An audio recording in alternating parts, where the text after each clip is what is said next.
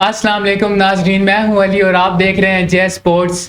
PSL 10 में जो है वो कौन से प्लेयर्स जो है वो शामिल हुए हैं और कौन से प्लेयर्स जो है वो शामिल नहीं हुए हैं, ये चीज़ जो है वो आपके साथ आज डिस्कस करेंगे। और दूसरी जो मेन चीज़ है वो ये कि सरफराज अहमद के बारे में ये चीज़ें चल रही हैं कि सरफराज अहमद जो है वो अब चीफ सिलेक्टर जो है वो बन जाएंगे पाकिस्तान क्रिकेट टीम के। तो इस हवाले से बात करेंगे। सबसे पहले पीएसएल 10 की बात करेंगे तो पीएसएल 10 में जो है वो फॉरेन प्लेयर्स का आना जाना लगभग शुरू हो चुका है, जिनमें एलेक्स हेल्स जो है वो दोबारा से शामिल किए गए इस्लामाबाद यूनाइटेड में। वो वैसे तो नहीं थे पीएसएल 10 में, लेकिन अब उनको जो है रिप्लेसमेंट के तौर पर जो है वो पीएसएल 10 में शामिल किया गया है।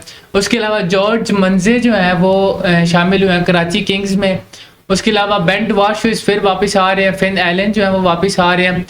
बात करेंगे शाकिब अल हसन की। जो शाकिब अल हसन है वो लाहौर कलंदर्स के लिए जो है वो अवेलेबल होंगे पीएसएल 10 का जो लास्ट पार्ट है इसके लिए। तो वैसे शाकिब अल हसन की कोई इतनी अच्छी खासी परफॉर्मेंस नहीं थी, आखिरी 10 मैचों में भी उनकी कोई इतनी अच्छी खासी परफॉर्मेंस नहीं है।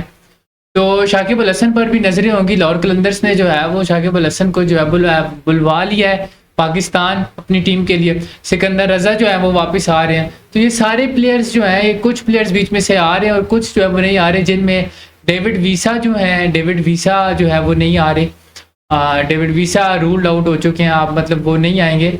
तो ये सारा जो सिचुएशन जो है वो सिनेरियो चल रहा है।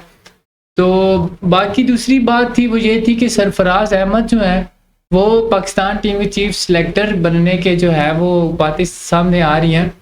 तो सरफराज अहमद जो है वो नो डाउट के वो चलें ओडीआई का तो इतना अच्छा कैप्टन साबित नहीं हुए और ना ही टेस्ट के, लेकिन वो T20 के काफ़ी ज़बरदस्त कैप्टन साबित हुए हैं। उन्होंने 11 कंसेक्टिव सीरीज़ जीती हैं, जिनमें उन्होंने ऑस्ट्रेलिया को, न्यूजीलैंड को, इंग्लैंड को, मतलब सारी जो बड़ी बड़ी टीम्स थी उनको हराया है। तो बेहतरीन कप्तान साबित हुए जी T20 के सरफराज अहमद। पीएसएल में उनका कैरियर जो है वो लगभग ख़त्म हो चुका है, वो पीएसएल में हमें कहीं नज़र नहीं आ रहे। और ये कि हमें ये चीज़ लग रही थी कि शायद उन्हें कोई फेयरवेल मैच दिया जाएगा, लेकिन इससे बड़ी न्यूज़ हमें जो है वो देखने को मिली है कि सरफराज अहमद जो है वो अब चीफ सिलेक्टर का रोल अदा करेंगे पाकिस्तान क्रिकेट टीम में।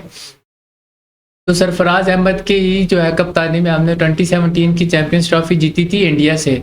तो सरफराज अहमद जो है वो एक अच्छे कप्तान तो साबित हुए थे पाकिस्तान के लिए, लेकिन उनकी कुछ परफॉर्मेंस ऐसी नहीं थी और वो इंडिविजुअली थोड़ी सी परफॉर्मेंस उनकी डाउन रही, जिसकी वजह से फिर वो टीम का हिस्सा नहीं रहे। और 2019 में भी वर्ल्ड कप हम हारे। तो उसके बाद जो है वो अब सरफराज अहमद के लिए सबसे बड़ा चैलेंज क्या है?